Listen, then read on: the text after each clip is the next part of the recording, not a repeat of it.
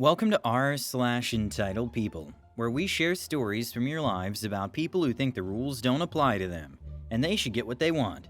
Thank you, friends, for subscribing to the channel, and for so many likes.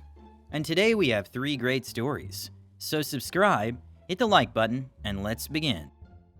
The first story, The Devils Check-in, a night of chaos, misunderstandings, and a hotel guest's accusations. The second story, The Karen Confrontation, a battle of keys, entitlement, and hotel protocol.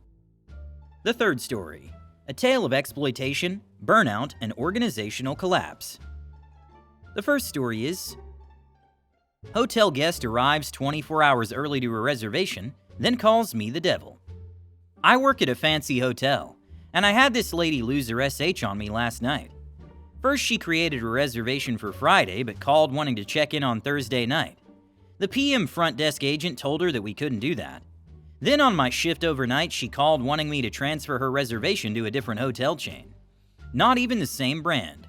I explained to her that I could not do that. Not because I didn't want to, but because I have no way to see that hotel's availability and no way to create reservations for another hotel.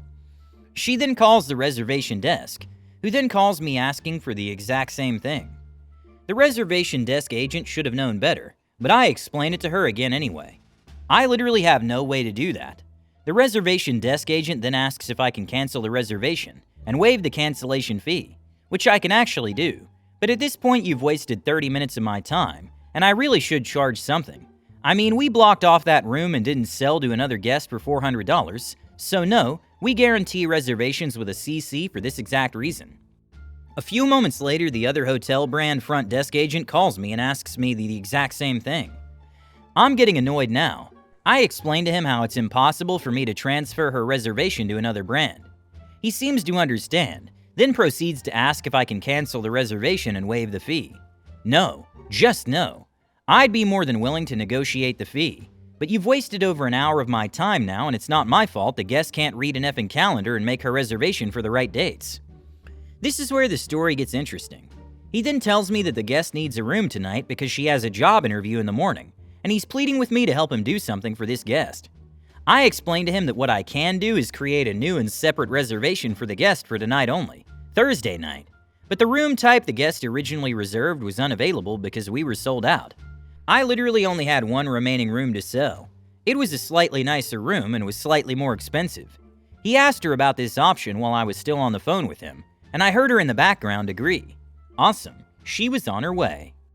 10 minutes later, the guest walks in and I've already got her new reservation created. Once again, I explain that we're extending her stay by one night in a higher priced room. She acts like this is the first time she's hearing this. She refuses this reservation so I can cancel it and waive the fee for this one because it was clearly a misunderstanding. She still needs a room for the night though, and I feel kinda bad, so I'm trying to find a workaround or some kind of solution. I got it. I tell her that if she waits another hour, at this point it's 2 a.m., then I'll run my night audit at 3 a.m., which closes out the business day and starts the new business day, so that in our system it will actually be Friday. Check-in is at 3 p.m. for her original room type, because another guest is currently in their bed sleeping and needs to check out, and housekeeping needs to clean the room. But if she's still willing to upgrade her room, I have one nicer room currently vacant that I can give her a 12-hour earlier check-in for. Totally bending our own rules just to accommodate this lady. So I basically cut one night's stay off of her bill and only charge her the additional $10 for the room upgrade. But she still saved an entire night's stay. She agrees. This is a workable solution for her because she can get her laundry done while she waits. Awesome. We have success. Wrong.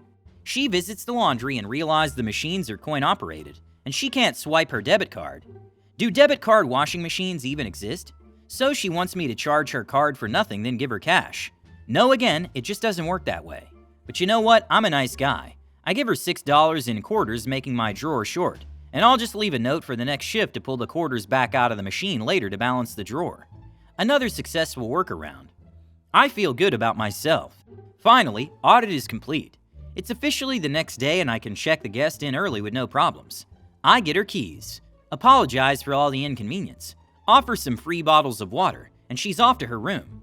10 minutes later, she calls the front desk asking what time she needs to come to change her original room. I'm confused because we ruled that out when she decided not to create a new reservation, and extended her stay by 1 day. So I tell her there's nothing to worry about. No need to come down and change rooms because she has this nicer upgraded room until Saturday at noon. Now she asks about the price difference, which I know she already knew about. She loses her effing mind when I tell her the price was higher than her original room.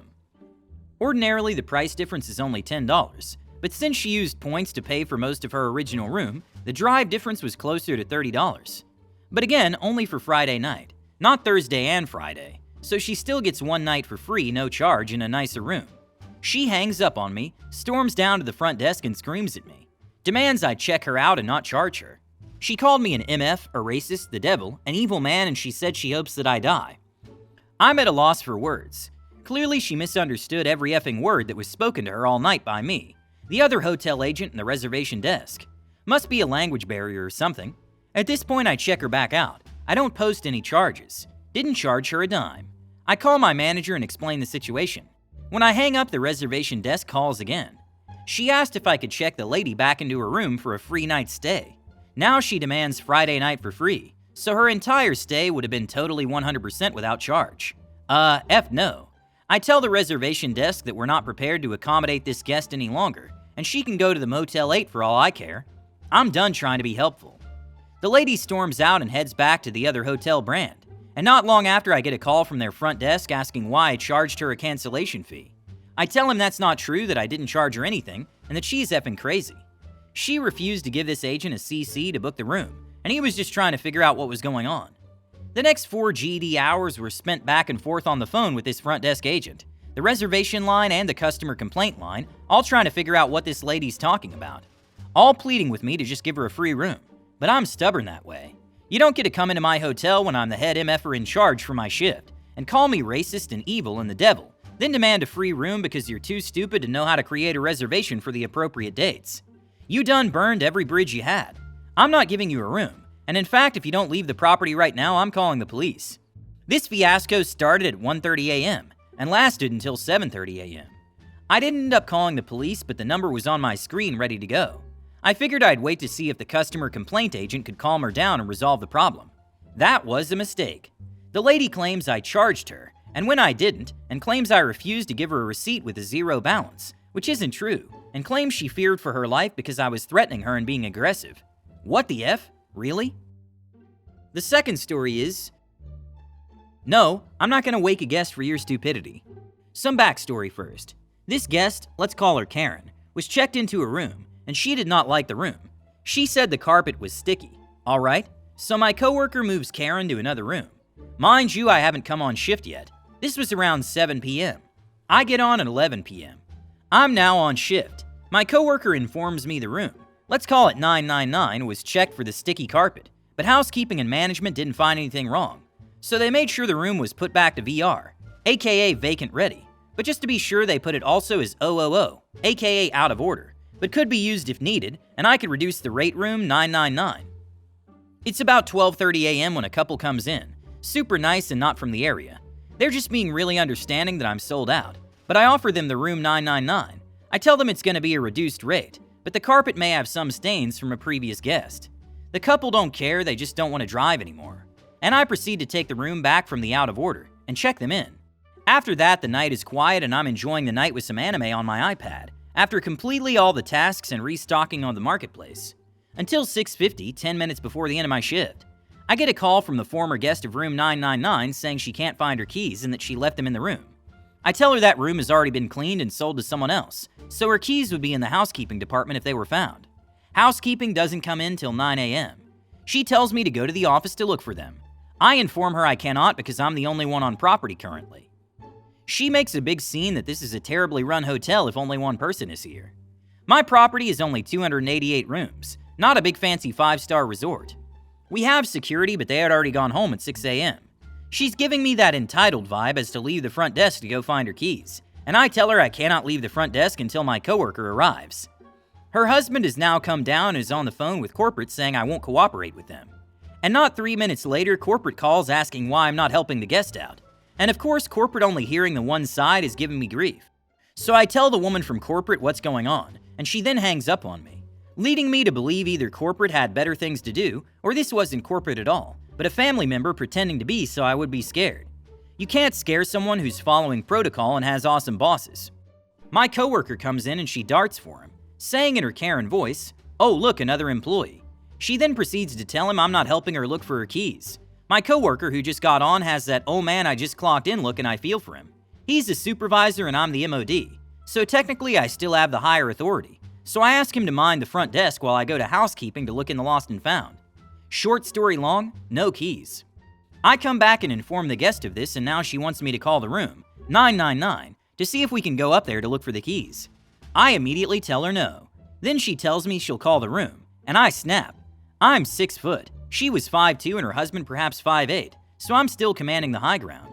I tell her, "Ma'am, if you call that room at all, you will be removed from the property.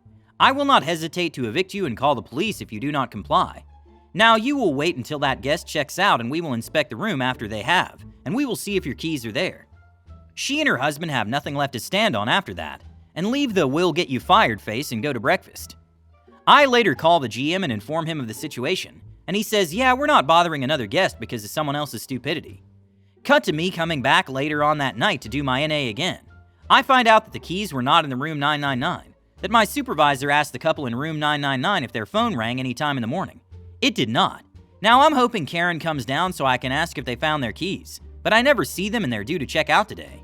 Oh well, I made sure to put in the notes "no late checkout," and if the FDA does allow it, to charge the max late fee checkout. The third story is mass dismissal.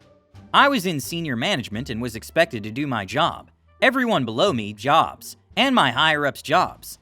I was taking on the workload of an entire store with little to no help. Even when we got more reliable workers, and God bless them though, it was still up to me to do all these tasks. When they wouldn't get done or anyone else messed up, it wasn't an issue. The moment I made mistakes or didn't perform a duty, it was a giant headache. Constant being and drama. The pay was not worth my time at all.